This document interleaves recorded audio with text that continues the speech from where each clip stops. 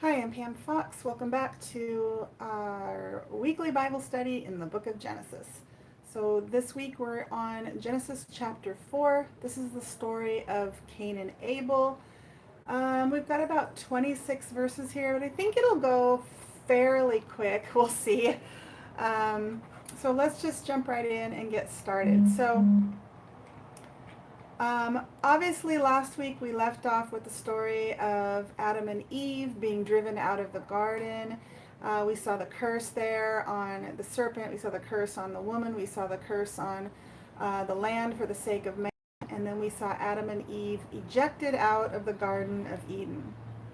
And here in chapter 4, it picks up, the story just continues. It just flows right into chapter 4, talking about Adam and Eve and these two children that they have. So let's go ahead and get right into it. Chapter 4, verse 1 in the King James Version. And Adam knew Eve, and Adam knew Eve, his wife, and she conceived. That in the Bible, when they talk about sex, they'll say, they knew each other. And it's a way of saying that they basically had sex. And it says, so he knew Eve, his wife, and she conceived. She had a baby and bare Cain and said, I have gotten a man from the Lord. And this word gotten means to create. So here Eve is proclaiming it's a boy. She got pregnant. She gave birth to a new baby, and she says it's a boy. Verse 2, and she again bare his brother Abel. And Abel was keeper of the sheep, but Cain was a tiller of the ground. So here we have Cain and Abel. Abel, it says, was a keeper of the sheep. He was a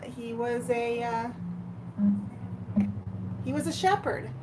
And it says Cain was a tiller of the ground. So they were both farmers, so to speak. One, his work was to, care for the sheep, and the other was a farmer. He grew food. Verse 3. And in the process of time, it came to pass. So this is telling us that some time went by, which means Cain and Abel aren't little boys. They could be, but likely they're not. They both have jobs.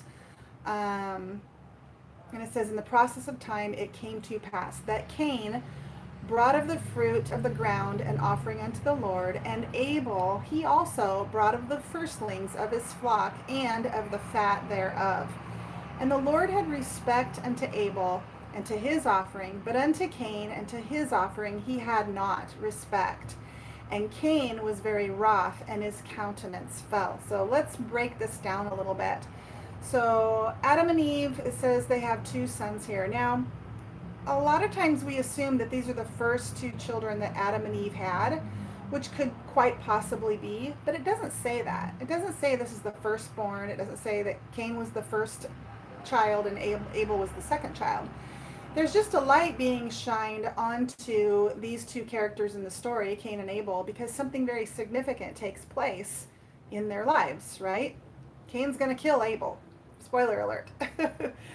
But it doesn't say they're the first two children, which will make sense later on as we go through this story, that there's a likelihood that they had already had a lot of children.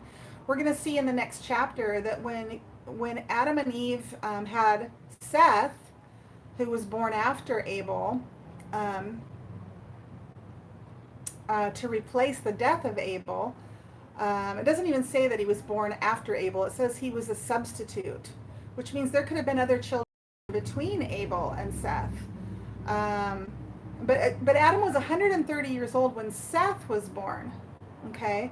And he went on to live to be 100 and some years old. So we can guess that possibly there were a lot of children that were born when Cain and Abel came onto the scene. Because Adam was I find it hard to believe that it took 130 years or about that many years before they started having babies, especially after God told them, subdue the world and fill the world, go forth and multiply. I find it hard to believe it would have taken them that long to figure out how to have babies. So that's my take on this. I don't think Cain and Abel were the first two children. But let's go on with the story. So Cain they bring forth these offerings to God, which tells us that they would have had some type of tradition in place where they had been taught that this is what we do as God's people, that we bring an offering, that we bring the first fruits. This is what we as Christians do in the form of tithing. We bring the first fruits of our labor. So we look at it as 10% of everything we earn out of our 10% of our paycheck goes to God. It goes to the church, or it goes to the ministry, or we give it back to God, so that as a way to cheerfully give and to sacrifice that which God has given us with thanksgiving. And that money, that sacrifice, that tithe can be used, by people who are doing the work of God. And it's no different here. They would have had a tradition in place. They would have been taught, presumably by God, because we'll see God here in a couple of verses having a conversation with Cain himself. We saw that in the Garden of Eden, where God had conversation with Adam and Eve. It doesn't say how he presents himself, like what he would look like, but they had this relationship with God. And so there was this tradition where they would bring the first fruits of the crop, the firstlings of their cattle.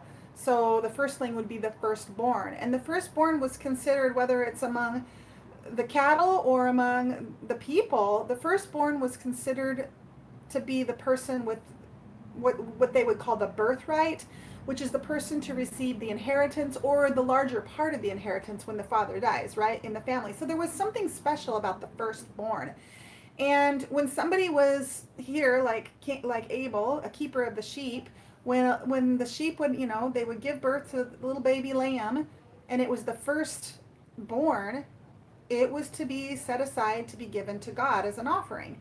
And so this is what's happening here. And so we see Cain brings the first of his crops. It doesn't say he brings the first of his crops. What does it say? It says he brings the fruit of the ground. Now that's really easy to gloss over right there, because when we think of the fruit of the ground, we think of the food that comes up from the ground, whether it's a tree that comes up and produces fruit, or it's, the berries down on the ground, the strawberries, the blackberries, whatever, the fruit of the ground. But here's something interesting. If we go back a chapter and we hear God and Adam and Eve talking about the fruit, they don't refer to it as the fruit of the ground. They refer to it as the fruit of the trees, which means the fruit that's hanging from the trees. The fruit of the ground, and this is just me kind of mulling through this and sharing ideas, the fruit of the ground would have been the fruit that falls from the trees and lands on the ground. Not that there's anything wrong with this fruit. I eat fruit from the ground. My parents have an orchard, and I'll go up and pick up apples off the ground, and they're perfectly good. But the offering was meant to be the best of the crop. It was meant to be, you go in and you pick out the best to give to God. Just like the firstlings of the sheep. He was a keeper of the sheep, and he gave an offering of the firstlings of his flock. These firstlings were considered the best. You gave God your best.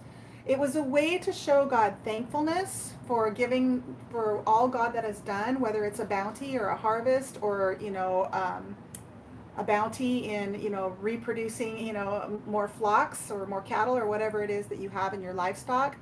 It's a way of showing God you're thankful for all that he is giving you by giving him a portion back that's the best. That's what they were taught. That's what the Jews were taught. It's what we as Christians are taught, in a sense, a little bit different, but in a sense, to give back that portion, and it's your best. It's the first. Like when you give back a portion of your paycheck, we're supposed to give back 10% at the beginning. We don't wait till the end of the month, and then if there's 10% left over, we give it to God. We're supposed to give it at the beginning. And not only is that an expression of gratitude for all that God has done for us, it's also an expression of trust, that we trust that God is going to provide for us, even though we're making this sacrifice and we don't know that the remainder of that money or whatever it is going to get us through the month. So we need to understand what's happening here. We need to understand the context of this story. Cain and Abel were being faithful to their traditions that likely God had taught them, which was to bring forth an offering. Cain, however, he didn't get respect for his offering. Now, we don't know that there was anything wrong with his offering. We don't know that Abel's offering was somehow better because it was an animal versus a fruit. It doesn't say that. what we do know as Christians, if we've studied the Bible and we start to understand something about God, is that God cares about the heart. He cares that we're faithful, right? That we serve God, that we obey God, that we do what's expected of us, like bringing forth this offering. Cain and Abel were both faithful in bringing the offering to God, but there was something about Cain's offering that God didn't respect. It could have been that it was the fruit of the ground. It wasn't the best. Maybe there was worms in the fruit. Maybe there were bruises on the fruit. Maybe, there were bites taken out of the fruit by a raccoon or whatever. Maybe it wasn't Cain's best. Maybe it was a lazy offering. Maybe maybe it wasn't a cheerful offering. God tells us that when we give, we're supposed to give cheerfully, right? So maybe when Abel brought his offering, it was with a cheerful heart, and maybe Cain's was not. Maybe he gave with a sorrowful heart, that he had to give away, something that he worked so hard to grow. Maybe he gave with an angry heart, that he couldn't use that food to take it to market to sell and have money or whatever. God knew the condition of Cain's heart. It doesn't say why God didn't have respect for his offering. It kind of does. It's going to tell us a little bit more in the next verses, but it doesn't specifically say what was wrong with this particular offering that Cain brought. But it does say that God didn't have respect for Cain's. He only had respect. And that word respect, I mean, we know what that means. It's when we have respect for someone, it's because we think that what they've done is amazing or great or impressive, right? God's not impressed with Cain for some reason. And it could be because of the offering itself, it wasn't the best, or it could be because of the heart behind the offering. So let's go on. It says that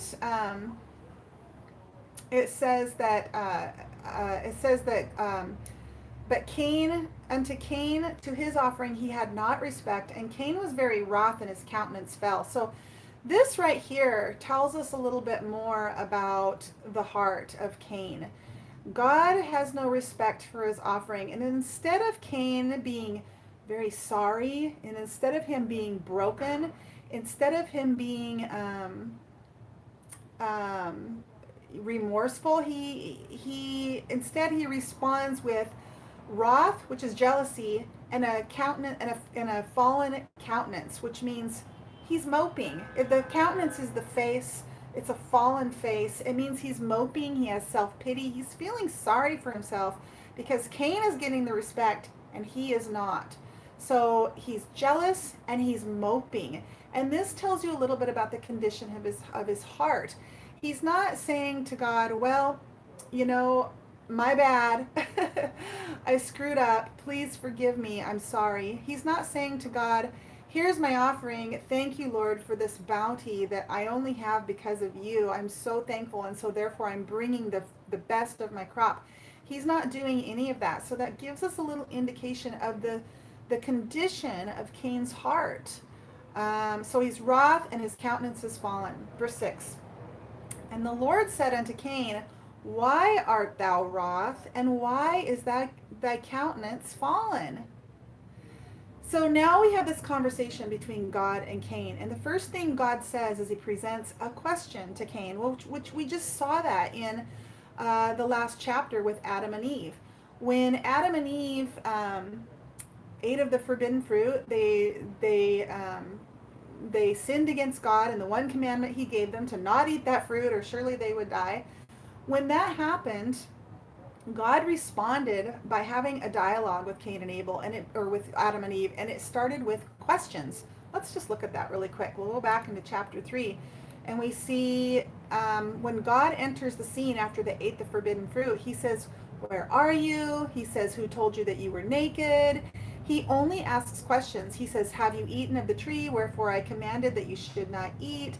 He says, what is this that thou hast done? So he asks them all of these questions. Why does God do this? Why do we see this very familiar picture of a parent who has busted these guilty children of doing something they're not supposed to do, and participating in a dialogue with them to help show them, to help them process and understand what they have done? Um, let's go back to chapter 4. He says, "Why art thou wroth, and why is thy countenance fallen?" So that's the first question he asks Cain. Why are you jealous, and why are you moping around? Why are you feeling sorry for yourself? He goes on. He says, "If thou doest well, shall thou not be accepted? And if thou doest not well, he says, sin lieth at the door, and unto thee shall be his desire, and thou shalt rule over him." So there's a lot here in these couple of verses here. So God asks Cain, why are you jealous? Why are you moping? Why are you feeling sorry for yourself? And then he tells him, he gives him this amazing advice, this incredible and loving, kind instruction he gives to Cain. He says, "If you do well, shalt thou not be accepted." This is a really obvious thing to break apart here. If you do well, what does that mean? The word "well" just means to do right, to do what is right, to do what you know is right. And of course, we as human beings aren't perfect, and we fail all the time. We don't do what is right 100% of the time. But God is saying here, if you do what is right, will you not be accepted? And of course, he's talking about himself. He's talking about God, being accepted by God. That's the context here. Cain was rejected by God he experienced the disrespect of God, or the disrespect of his offering. Here God is saying, if you do right, you'll be accepted. And if you don't do right, it's the opposite. You'll be rejected. You'll be denied. We all know what it's like to be rejected. I think all of us at some point in our life have known somebody we really, really liked. We really, really wanted them to like us back, and they reject us for some whatever reason. And it hurts. And we don't like that. We don't like to be rejected. Here, Cain is experiencing rejection from God himself. From God himself. And God says to Cain, if you do well, shalt thou not be accepted by God. Do well and you'll be accepted by God. But he says, but if thou doest not well, he's really painting a picture here that if you do what's right, there's going to be positive consequences, and if you do what's wrong, there's going to be negative consequences. What are those negative consequences? Well, God says right here in verse 7, he says, sin lieth at the door. Sin lieth at the door. So it's this picture of when we do what's not right, when we do what we know not to be right, we do it anyway, that sin lieth at the door. And this is really a picture. There's a lot of different interpretations of this little line, sin lieth at the door. And it's this picture of sin and temptation and evil really just crouching. Kind of like if you've ever watched a cat when they're on the hunt, they get down low, right? They're get down low, they're poised and ready, they're holding still, they're ready to pounce on their prey in order to devour their prey. And so this picture of sin crouching or lying in wait for you to mess up, for you to go ahead and say, I know this is wrong, but I don't care, I'm going to do it anyway. And then sin is lying and waiting to attack and to devour. And so it's really, again, this picture of when you do right, there's going to be positive. When you do wrong, there's going to be painful consequences. And of course, we've all experienced this in our lifetime. The effect of those negative consequences in our life when we do something that we know is wrong. We know it's wrong, and we say, I don't care, I'm going to do it anyway, for whatever reason. Maybe we think it's going to make our life better, we think it's pleasurable, for whatever reason, we know it's wrong, and we do it anyway. So he says, he says, unto thee shall be his desire, and thou shalt rule over him. He's talking about sin here. Sin desires to devour us.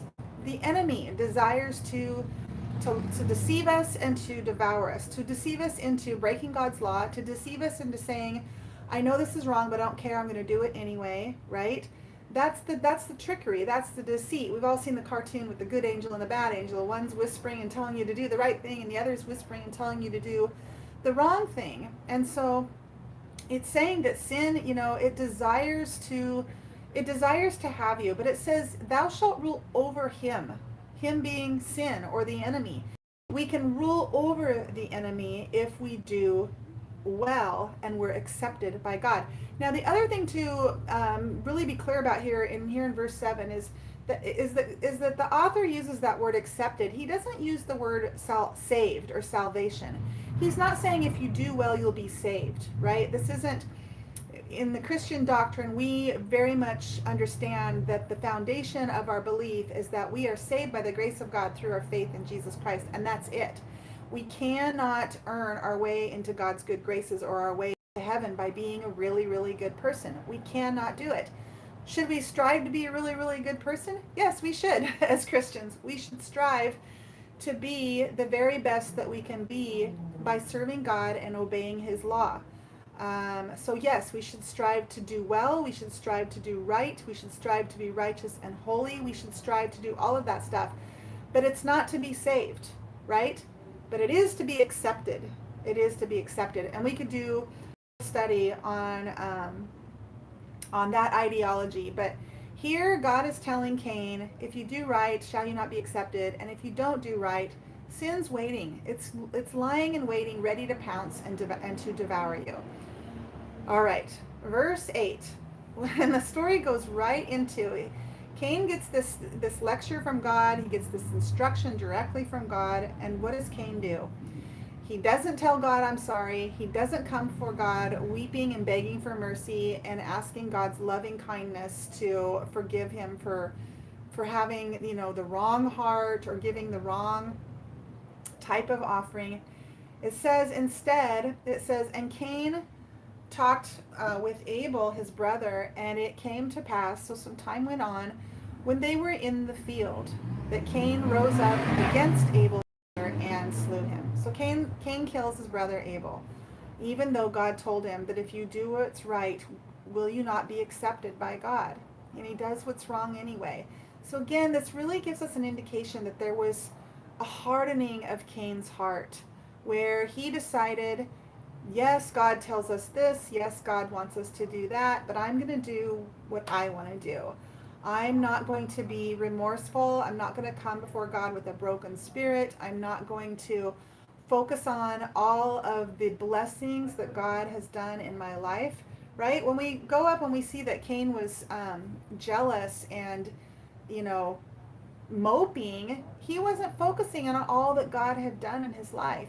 He was focusing on that moment and the fact that his brother was getting the respect that he wanted, right? So he wasn't focusing, he wasn't counting his blessings.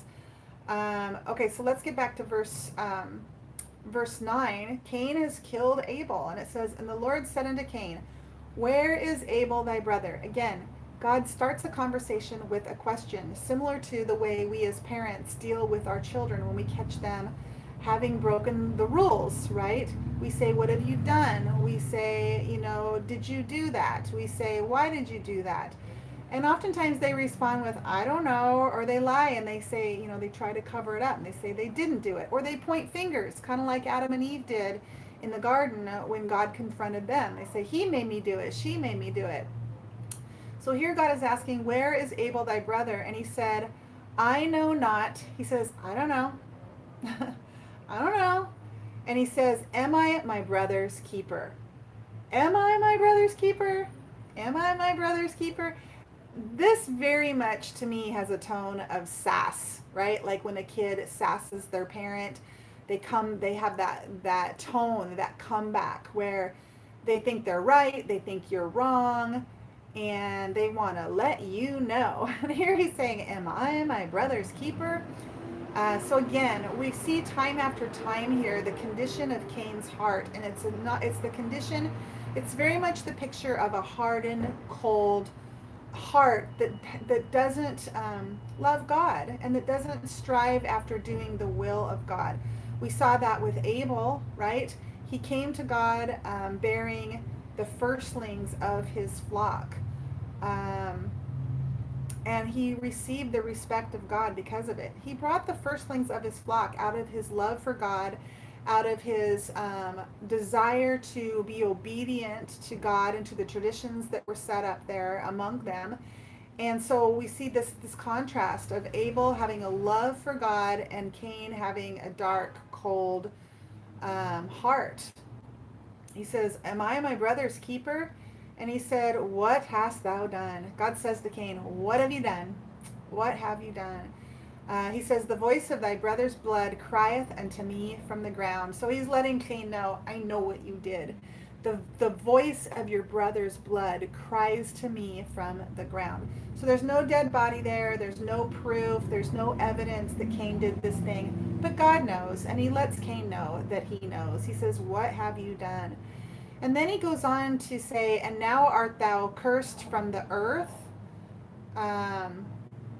which hath opened her mouth to receive thy brother's blood from thy hand. So remember, when Adam and Eve ate the forbidden fruit, they were told that they would die if they ate that fruit. And they didn't. They didn't eat the fruit and just like croaked. That didn't happen. But it began the process of a limited time, a limitation of life, right? It began the death process with that curse. And so here Cain, he's under the same curse as Adam and Eve. We all are. But now God's going to put a curse upon him as well. He could have killed him. He said, you killed your brother, I'm going to kill you too. But he doesn't. Instead he says, and now art thou cursed from the earth. So with Adam he said, I cursed the soil because of you, or I cursed the ground because of you. With Cain he says, you are cursed from the earth, which hath opened her mouth to receive thy brother's blood from thy hand.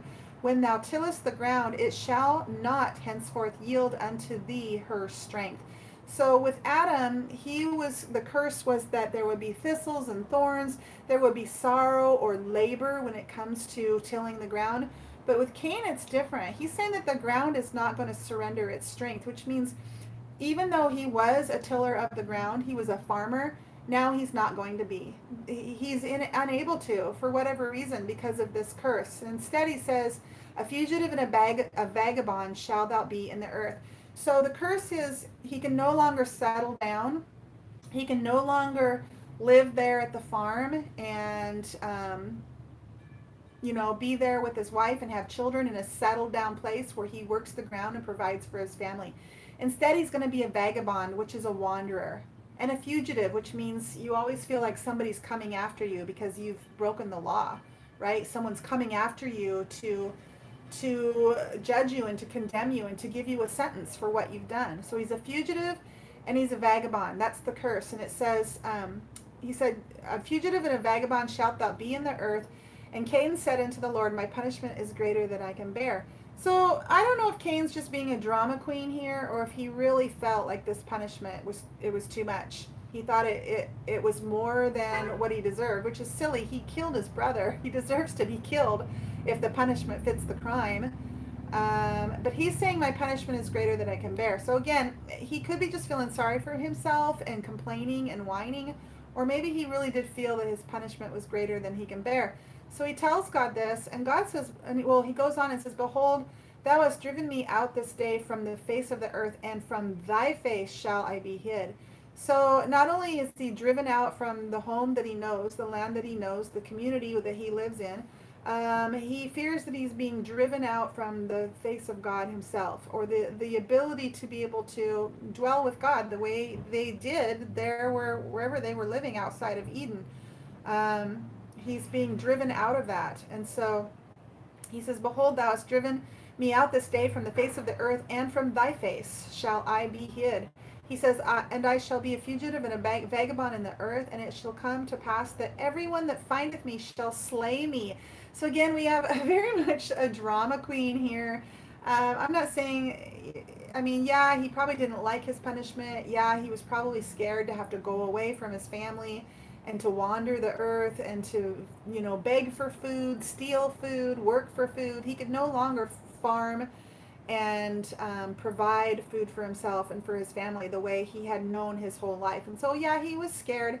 I get that. But now he's saying, everyone that findeth me shall slay me. Cain knows. He cringes over what he's done. He knows that what he's done is wrong. He killed his brother. He took his life. And God knows it, and he knows it. At some point, his parents are going to know it. And so he feels a sense of guilt over this. And he says, and so because of this sense of guilt, he knows that he's done wrong. he suspects that people are going to want to have vengeance. They're going to want to get even with him. They're going to want to take his life. And so he fears that everyone that findeth me shall slay me. Verse 15. And the Lord said unto him, therefore, whosoever slayeth Cain, vengeance shall be taken on him sevenfold. So God, in His loving kindness, He responds to Cain's concern, and He says, well, if anybody kills you, whatever they do to you is going to happen to them times 7, right? So, and it says, and the Lord set a mark upon Cain, lest any finding him should kill him. Okay, so God says he put this mark on Cain. We don't really know what that means, but I suspect it means when people see this mark on Cain, that they know that God's already dealt with him. That they don't need to take him to court and try him and condemn him and give him a sentence and stone him or whatever it is that they want to do. A life for a life. They look at this mark and they see that God's already dealt with this man, and so they don't need to. And for whatever reason, they know that if we mess with Cain, something bad's going to happen to us. So once again, God in His loving kindness is showing mercy on this man. And we're going to see here in a minute. Let's go ahead and read it. It says, and Cain went out from the presence of the Lord and dwelt in the land of Nod on the east of Eden. It says, and Cain knew his wife. There he knew his wife again. It says, and she conceived. And it says, and bare Enoch. And he builded a city, that is Enoch, and called the name of the city after the name of his son, Enoch. Okay, so Cain builds he has the son Enoch, and then he builds a city, and he names it Enoch. So here, this is interesting. It says Cain knew his wife. So who's his wife? This is a question that gets brought up a lot because a lot of people assume that Cain and Abel are the only two humans on the earth besides Adam and Eve at this point. And again, I find that hard to believe because Adam and Eve were 130 years old when Seth was born, right? And we'll see Seth is going to be born after Abel to be a substitute for Abel. So again, I just find it hard to believe it would have taken humans, 130 years to figure out how to procreate, especially after God said, what God has brought together, they are one flesh, let them go forth and multiply and fill the earth and all that kind of stuff. So I tend to believe that when Cain and Abel were born, there were probably tens of thousands of people already on the earth because 130 years had gone by and Adam and Eve would have been having children, and those children would have been, yes, inbreeding and having, children, marrying one another and having, and just offspring, creating this family tree. 130 years, if you do the math, potentially speaking, a lot of people would have been in the land at the time that Cain and Abel came onto the scene. It says, Cain knew his wife, and she conceived and bare Enoch. Okay, we read that. Verse 18, and unto Enoch was born Irad, and Irad began Mehujael, and Mehujael begat Methusael, and Methusael begat Lamech. Now here we have a few verses that sometimes in the Bible, when you're reading along, you wonder, well, why is this even in here? I don't even really know why. I personally believe that God would only let what He wants in the Bible to be in the Bible, and that there's meaning there, even if you and I don't understand it. So here God is talking about Cain and his offspring. That Cain was allowed to survive, that he went off on his own, he built a city, he created a family, and he had offspring. And here it even mentions some of their offspring, not all of their offspring. And it mentions this Lamech in verse 19. It says, Lamech took unto him 2 wives, which isn't the way God originally ordained it, right? It was Adam and Eve. It was a husband and a wife coming together before God, and what God has brought together, no man should bring apart. They are to come together as one and subdue the earth and fulfill it and fill it. And so here we have this Lamech. It says he took unto him 2 wives. He says the name of the one Ada, and the name of the other Zillah.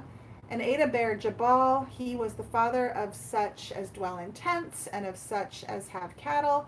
His brother's name was Jubal, so Jabal and Jubal. He was the father of all such as handle the harps and organ. And Zillah, the other wife, she also bare Tubal-Cain, an instructor of every artificer in brass and iron. And the sister of Tubal-Cain was Naamah. So here we have this kind of this little history of Cain's offspring, some of the different things that they did. They lived in tents. So Cain himself was a wanderer. So we can assume that even though he built this city, Enoch, there was a period where he wandered. He was a fugitive and a wanderer, and they would travel. He did build the city Enoch, but it says he traveled throughout his life. They lived in tents. So there's a little bit of history about Cain's offspring. This Lamech, it says in verse 23, and Lamech said unto his wives Adah and Zillah, hear my voice, ye wives of Lamech, hearken unto my speech. Listen to me, I'm going to say something important. For I have slain a man to my wounding, and a young man to my hurt. He says, I killed a guy. He admits to his wives that he killed somebody. And he says in verse 24, if Cain shall be avenged sevenfold, remember Cain's is like great, great, great, great, whatever, grandfather. And the story of Cain would have been passed down because these people they lived very much differently than you and I did. They didn't have all the distractions that we have in this world with, TV and social media and whatever, hobbies and work. And so, they would have shared these stories and passed them down among the generations. So here Lamech, he knows the story of Cain, his great, great, great, great, whatever, grandfather. He knows that he killed his brother. And he's saying, I've killed a man too. He says, if Cain shall be avenged sevenfold, truly Lamech 70 and sevenfold. So 77-fold. Which, I don't even know why this is in here. God didn't say it. It's just this Lamech is saying it. He's saying, if anybody kills me, they're going to be in trouble. God didn't say that, though. So this guy Lamech, he's kind of full of himself. But then the story goes right into verse 25, and it goes back to talking about Adam. It says, and Adam knew his wife again, and she bare a son. So Cain and Abel were full grown. They could have been 15, 16, 17, 18, 20, 25, 30. We don't know how old they were. But one was a shepherd and one was a tiller of the ground. So they weren't babies or children or toddlers. They were adults, presumably, to have, a certain amount of responsibility. Cain has a wife. So, they were of childbearing age. They were, of the age to be able to work and provide for themselves and for their family. And so Cain kills Abel and he goes off to start a new life. Adam and Eve are left behind grieving the loss of their son. Their son Abel has been killed by one of their other sons, by Cain. And so they're grieving that loss. It says that Cain knew his wife again and she bare a son. Again, the time that would have taken place between the birth of Cain and Abel and the birth of this new substitute son, his name is going to be Seth, they could have had many other children during that period. Okay? So it's not necessarily, Cain, Abel, Seth, the first three. A lot of people assume that that's what it's saying here, and it's really, it could be that, but it's not what it's saying. It's not saying that that's the case. And when you do the math, you can make a few assumptions here that by the time that Seth came onto the scene, again, we're going to see in chapter 5, it says that Adam was 30 years old or something like that when Seth was born. So we can make some assumptions here that aren't spelled out very, extremely clearly here in the scriptures. So verse 25, and Adam knew his wife again, and she bare a son and called his name Seth. For God said, she hath appointed me another seed instead of Abel, whom Cain slew. So they named this baby Seth, which means a substitute. Now, you might consider this a little bit of a reach, but I'm going to share something here. If we go back up to the top of this chapter, it says that Abel was a keeper of the sheep. He was a shepherd. And we know that in our Bibles, we see many examples of what we as Christians call typology. We see Adam being a type of Jesus or a foreshadow of Jesus. We see the same in Joseph being a type of Jesus or a foreshadow of Jesus. Does it mean they're exactly alike? No, not at all. But we see these similarities. We see it with, who else? David, King David, a type or a foreshadow of Jesus. And here we have Abel and the fact that it says that he was a keeper of the sheep. We know that he was a lover of God. We know that he was faithful to his God's will. He was all about his God's will and being faithful and being a servant. So in a sense, we have a bit of a type here in Abel. We also know that God allowed him to be killed. God allowed Cain to kill him. He could have stopped him if he wanted to. He allowed his murder. He allowed it. So again, we see some of these similarities between Abel and Jesus himself, if you see where I'm going with this. And then we get down here, this mention of Abel again, and the Seth being a substitute of Abel, which again, this might be a reach, you might consider it a reach, but when Jesus was getting ready to leave, he told his disciples, I have to go. And after I go, God is going to send a substitute, if you will. God, Jesus called him the comforter. He said, I have to go, but God's going to send a comforter in my place. And we know this to be the Holy Spirit. Jesus is now not on the scene, but we get to have the indwelling of the Holy Spirit. The substitute that gives us instruction and comfort and guidance and power, and it seals us. The Holy Spirit seals us so that when God looks at us, God knows we belong to God. So again, you might think this is a reach, but I see these similarities here between Abel and Jesus as a type. Eve names the substitute for Abel. She names him Seth. She says, "For God said she hath appointed me another seed instead of Abel, whom Cain slew." And to Seth, to him also there was born a son, and he called his name Enos. Then began men to call upon the name of the Lord. Again, what I'm seeing here is a typology. It wasn't until, yes, the people, they knew God's people there from Adam and Eve and the offspring of Adam and Eve. Obviously, they knew God. We see here Cain having a conversation with God. We see Cain and Abel participating in this tradition of God known as the first fruits, or an offering or a sacrifice. So we know that there is a sort of a dwelling with God, a living with God, a knowing of God, a relationship with God here back in the beginning. But when Cain comes along, it kind of begins this offshoot of, this man who had a hard heart. And then from the line of Seth, the substitute of Abel, we have what? And we'll see this in the next chapter. We have this offshoot of what? They call upon the name of the Lord. From the beginnings of Seth, this substitute for Abel. So they begin to call upon the name of the Lord. And were they all perfect? Of course not. But we're going to see in the next chapter, and I'm going to get going here in a minute, but we're going to see from Seth to Noah, we're going to see that lineage. It's going to spell it out in the next chapter. And we're going to see that in the time that goes by between all of that ancestry, the world is going to be filled with violence and with sinfulness, and that's what brings upon this flood. But there was one, and it came from this line of Seth, these people who called upon the name of the Lord, and that was Noah. He was the one that God found worthy to be saved. Worthy to be saved from what was to come, which was the flood. Him, his wife, and their 3 sons and their wives. God spared them and them alone, even though the earth was filled with so much violence and so much sinfulness. So we'll learn more about that next week. All right, guys, God bless you. Thank you so much for watching. Before we go really quick, I just want to, pose a challenge. It's a challenge that I'm going to be taking myself this week.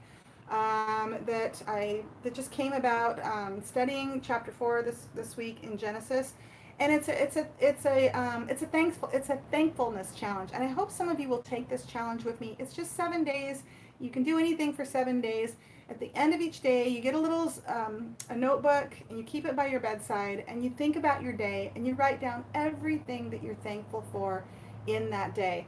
This is a practice that I did many years ago that really helped me come out of my pessimistic funk, because I'm a natural pessimist and realist. I have to really work hard at seeing the bright side of things. And that exercise of keeping a gratitude journal really helped me to better understand how incredibly blessed I am, because you start to focus on all the goodness in your life and all that God has done, all the horrible, challenging things God has gotten you through. And so you can, when you keep a gratitude journal, you can write down all that you're thankful for, but the practice is that you think about your day and all the things that happen to your day. And if a lot of really shitty things, crappy things, bad things happen to you during your day, focus on that. You're going to look for the good, and you're going to write those things down, and you're going to talk to God, and you're going to say, thank you, God, for these blessings. And I almost guarantee that it will change your heart. Just the way that Cain needed a change of attitude and a change of heart, God wants us to have a heart like Jesus's heart. And the Holy Spirit that dwells in us is working on bringing that about. But we can participate in that too. And one of the best ways to do that is to come before God, not only in faithfulness and obedience to do the will of God, but to have that right heart, right? The heart of a broken heart and a contrite spirit. The heart that is trying to take after and model after the heart of Jesus. We also need to come before God with a thankful heart, right? Instead of that jealousy and that moping and that feeling sorry for ourselves and self-pity. We focus on the things that we're thankful for. So that's it. I hope you'll take that challenge with me. I'm going to be doing it, and then we'll meet back next week, and I'll share how God worked in my life this week through this challenge, this gratitude challenge. I hope you'll take it, the challenge as well. So that's it. Thank you so much for watching, and God bless.